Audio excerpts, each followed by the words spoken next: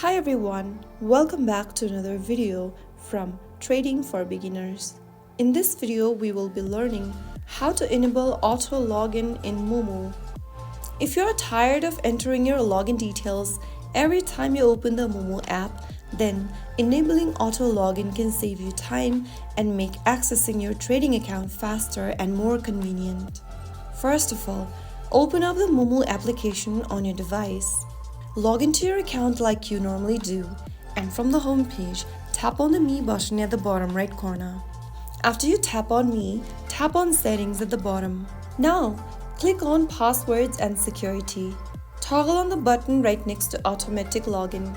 You will then need to type down your MooMoo account's password and click on Confirm.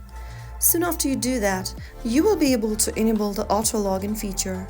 Just make sure that your device is secure, especially if you are using auto login on shared or public devices. If you found the video helpful, don't forget to like, share and subscribe. I will see you in the next video. Thank you for watching.